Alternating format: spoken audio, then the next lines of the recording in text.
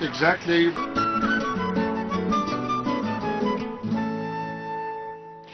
Welcome back. When it comes to human development, we are talking about a very important concept. I think we are very much acquainted with this term for such a long time, but every day there is an amendment, there is a modification. And of course, it's no secret that investing in the human being is one of the most important priorities of Egypt as a state, and also our people are very much acquainted with the importance of this, investing in the human being. To shed more light on this, we do have an expert who is going to answer all our questions regarding human development, because simply she is an expert and human development coach. We are very much delighted to have with us Dr. Rania Lila. Dr. Rania, thank you very much for being with us. Thanks, Noreen. Thank you so much. And let's start immediately with the Bidaya initiative. And Bidaya initiative is one of the very ambitious initiatives concerning human development, and as I said in my intro, investing in the human being, investing in the Egyptian character. Tell me more about this. First of all, human development is crucial. It's a fundamental thing to, to the progress of any country. And when country invests in its people, now we are talking about increasing innovation and productivity as well. And of course, we can't deny the rule of, the results we are all seeking for when it comes to economic growth. So human development, it directly correlates with economic growth and social stability and overall the quality of life. And countries like maybe, for example, like Scandinavia, it's ranking like a high, on human development index, because it's really investing in its people, and now we are talking about great quality of education and the great quality of universal health care as well. Yeah. The word Bidaya means in Arabic a start or a beginning, meaning that, as I said in my intro also, it's very ambitious and in the same time optimistic. Every single day can be another Bidaya or another start for you. Do you see that this is the concept which we should take as, let's call a role statement, or something which we should follow in all our lives, in all our life fields, to be accurate? First of all, I like so much, this concept, your new perspective as well. Yes, Bidaya as a start. We're starting from the very beginning, maybe in education, starting from the very beginning when it comes to basic services and healthcare and maybe social protection and human development as well. Because it all starts with the human being, how to build human beings. From their mindset, from their perspective and their skills, their knowledge, attitude and, skills as well. Yes, it's all starts with. Dr. Rania, I'm asking this question because simply when I should implement the fundamentals of human development when it comes to a family, for example, and now there are kids, the new generations are coming. So how to start from scratch with them to make sure that they are going to be healthy, fit, whether physically or mentally, to face all the challenges of the era or the age we are living in. Thank you so much for bringing this up. And I would like to start from the beginning, as we're just talking now about Bidaya, that there is a hierarchy, in the career development, like curriculum. It's called the Maslow hierarchy of needs. So it's about like 5 layers. And every layer is just like, it represents the needs of human beings. Yeah. So the first layer, it's about basic needs, basic services. And the 5th one is about self-actualization. The point here I just want to refer to that we can't just meet people's needs in self-actualizations and self-confidence and how they just bring the self-esteem and encourage them to continuous, education, unless we just meet their basic needs as well. I know that maybe this doesn't apply on maybe all the groups in Egypt, because we have groups that they are now seeking for self-actualization, self-esteem and continuous progress, and now they are working more in their knowledge and skills to grab bigger opportunities, well-paid opportunities. But now there are also some groups, and I believe the presidential initiatives when it comes to Bidaya initiatives just address those kinds of people.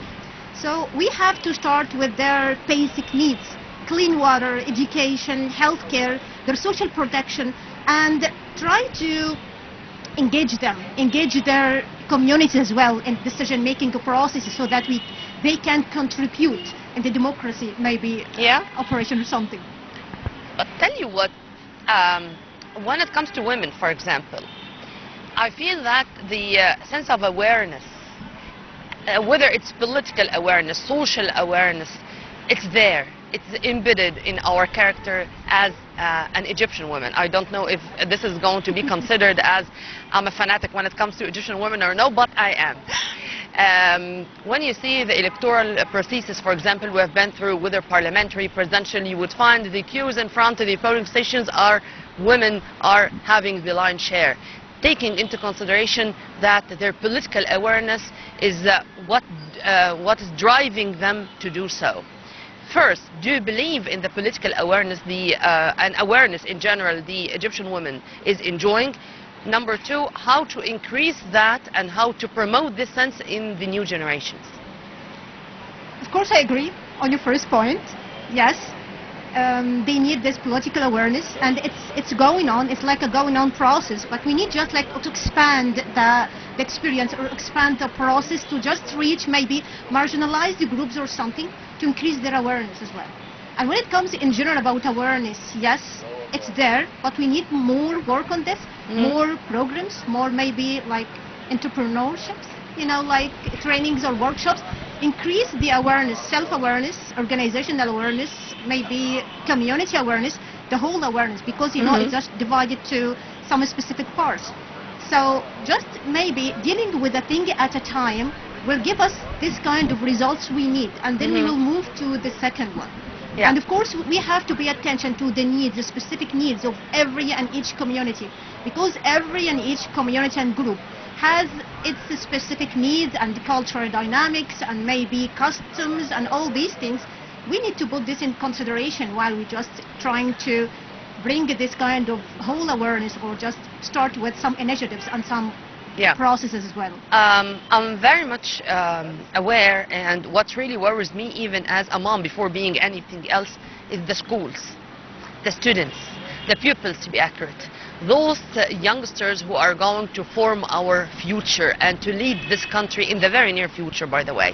How to guarantee that we are implementing or applying with them the most important, even basic elements of human development?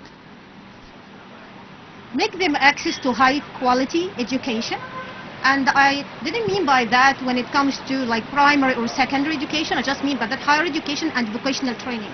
Paying attention to vocational training, for example, in Germany, they integrated the vocational training in their educational system, which results in very skillful workforce that can meet that challenge, of this high dynamic world. So we can integrate some of like vocational training in schools. We can teach them this kind of science of well-being, mental well-being, emotional well-being, and also the entrepreneurship mindset. Mental well-being, this is it, and this is exactly what I wanted to focus on. Because, for example, you would find a very good student, very smart, very intelligent, but he is not that much good when it comes to his self-esteem, self-confidence, knowing how to socialize with people, to introduce himself, to express himself. How I can treat that, and treat that at school before even going to another stage of education, or of course to his future career, or her. It's a very good point, Nermeen. And I must say that before schools there is a very important phase, starts from home. Self-confidence, self-esteem comes from home. So we need to educate the parents in the first place, so that they can educate and bringing up their children to have this kind of self-esteem and self-confidence. And it's okay to make mistakes. It's okay to be not okay or something like this. And then we can just put some curriculums or some workshops or some trainings when it comes to well-being, the quality of life, how to feel happy, how to feel satisfied, how to change your mindset from being fixed mindset to growth mindset, how to just, like grabbing all the time opportunities, see in a very different perspective the opportunities out there and to try to grab some. And in order to do so, you have to have this kind of growth mindset and learn, try to, acquire some own skills, knowledge, skills, and attitude, and then grab more opportunities. And this, yes, can be taught in schools, and then maybe the upcoming phases as well. Yeah. Here I should say that what we are talking about, no, they are not dreams anymore. It's a process going on the ground. But it's not only the state which should be totally responsible for that. No, the state, I mean the public sector, the private sector, the NGO, the civil society. How can fruitful cooperation among all these sides together can end with the best future for our coming generations? Because this cooperation, I can say it like partnership between all these sectors.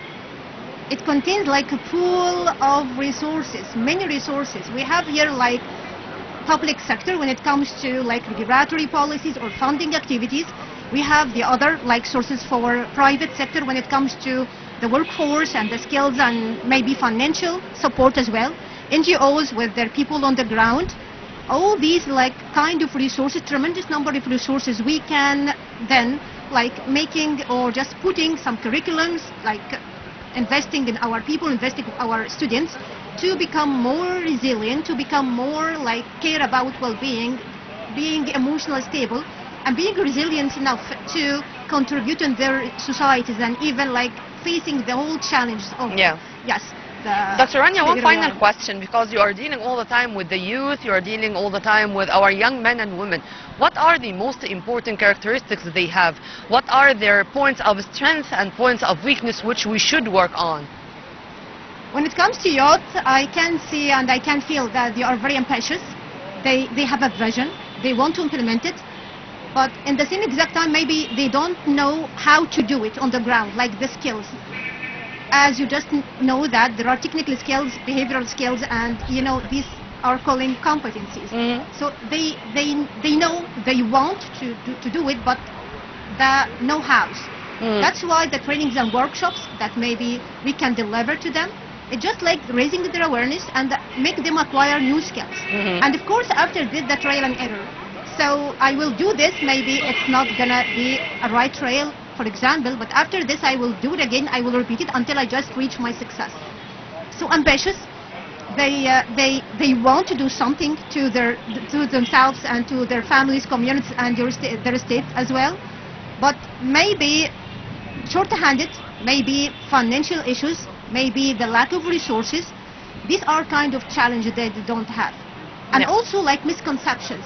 I just remember this like young man, he was very ambitious, very good one, but he said that I want to be perfect, I want just to be Mr. Perfect. And when I discussed this with him, he said that I know that being perfect is what I have to get just to maybe grab more opportunities or something.